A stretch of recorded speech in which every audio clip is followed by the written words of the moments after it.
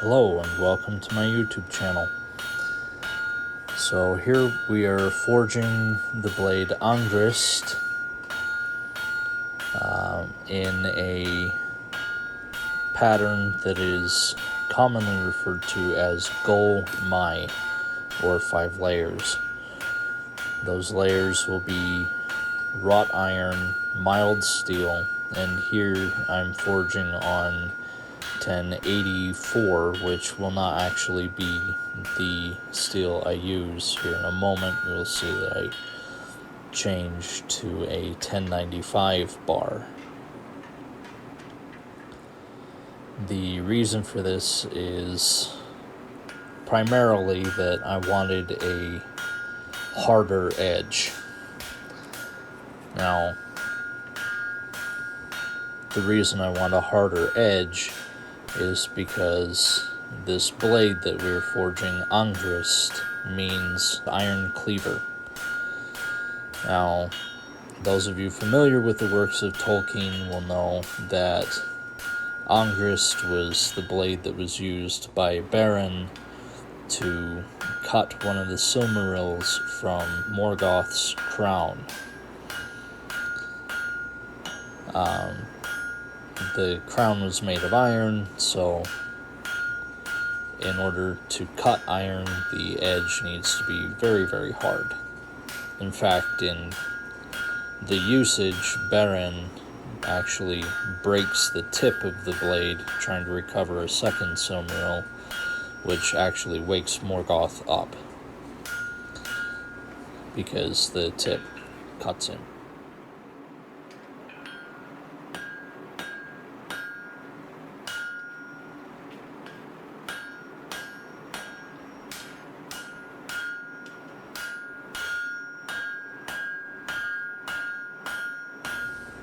Now, Angrist was said to be so sharp that no sheath could hold it, which would be another reason for a good hard edge. Now, this here will be the jacket, the mild steel jacket to go around the 1095, which will ultimately become the core of the knife. In the intro, you saw the design. I chose a Roman style utility knife,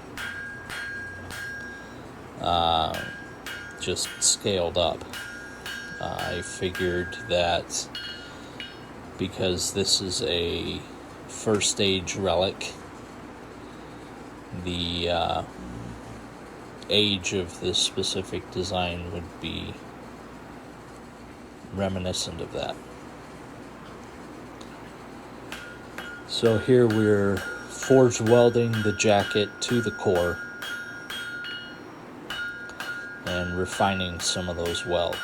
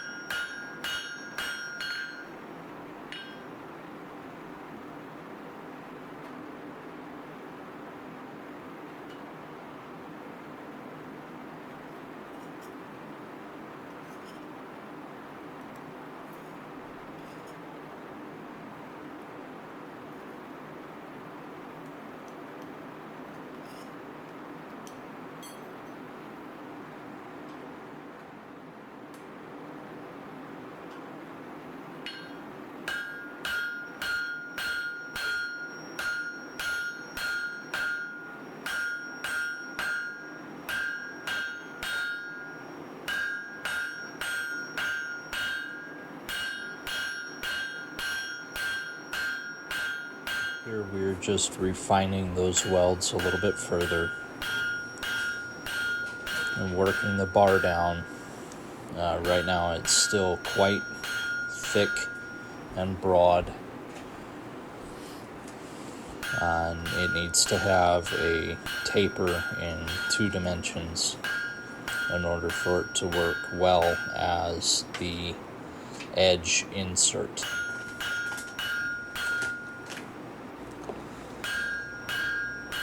The history of Angrist is that it was made by J.R.R. of Novgorod and was carried by Curufin, one of Feanor's sons.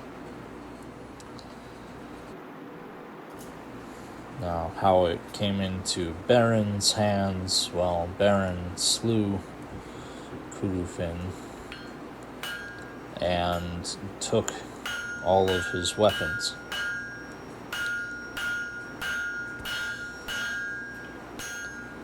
From the book it says, "But Beren despoiled him of his gear and weapons, and took his knife Angrist. That knife was made by J.R.R. of Novgorod, and hung sheathless by his side. Iron it would cleave as if it were green wood." Obviously, I can't make a knife that will cut iron the same way that it would cut green wood, but a hard enough edge with a soft enough body should yield some very high-performing characteristics.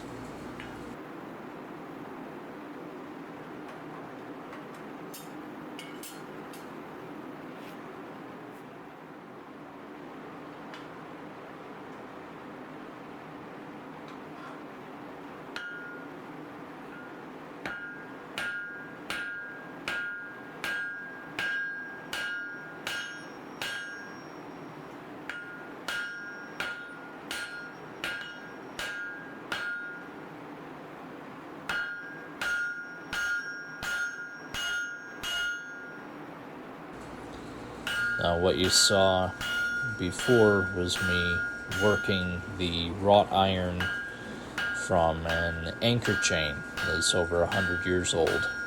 This is a deep sea anchor chain that is made of highly refined wrought iron. Now, for those of you that are not familiar with wrought iron is a product that is actually almost completely replaced by, that has almost been completely replaced by mild steel. Wrought iron is simply iron that has been smelted and then refined by folding many, many times.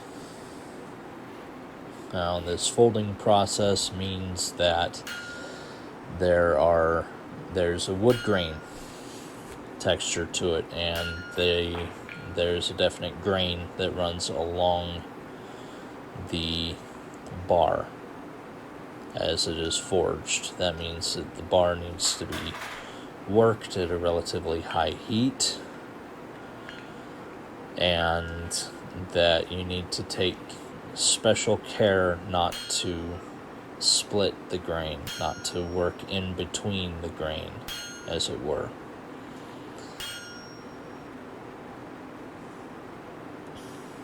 Here you can just see me cutting the wrought iron bar to accept the mild steel and high carbon steel core.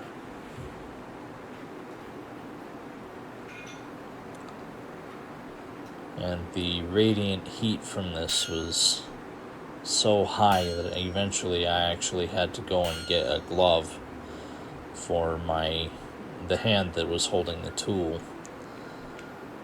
for my left hand, because it was actually burning the hair off of my knuckles. Here I'm just trying to deepen the cut and make it as level as possible so that when I insert the bit, it will seat nicely.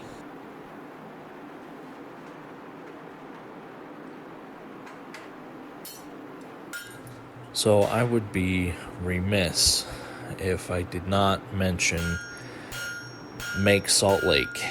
Now, Make Salt Lake is a crafting space. They have virtually every space for almost every craft that you can think of, and all the tools. And $75 a month gets you access to all those tools and the space. Now, while I have my own tools and my own forge and everything, access to Make Salt Lake has really made a difference for me, because it allows me to house my tools and some of my materials inside an actual building instead of the bed of my truck. So they've made a huge difference, and you should definitely go check them out. I will put a link in the description.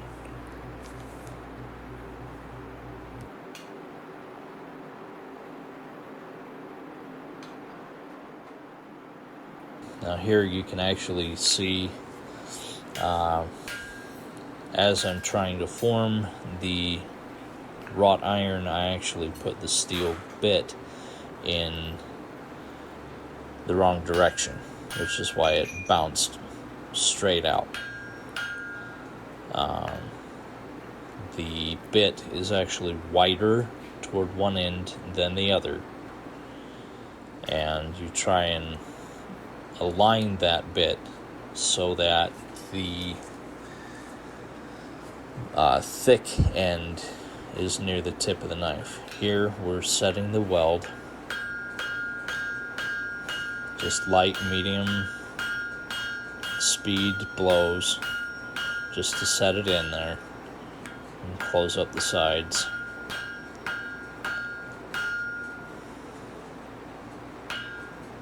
Make sure it stays straight and true.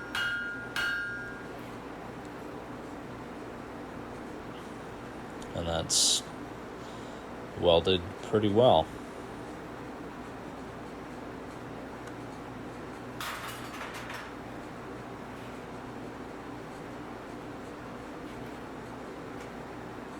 Here I'm just cleaning off the scale,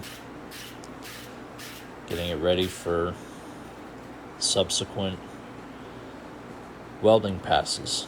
This is about as far as I was able to get on this particular piece today. This represents several hours worth of work,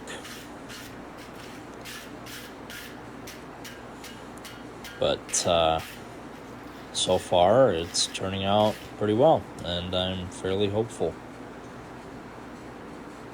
Should be more than enough material to make the knife blade that we're shooting for. Thanks for watching, and stay safe, everybody.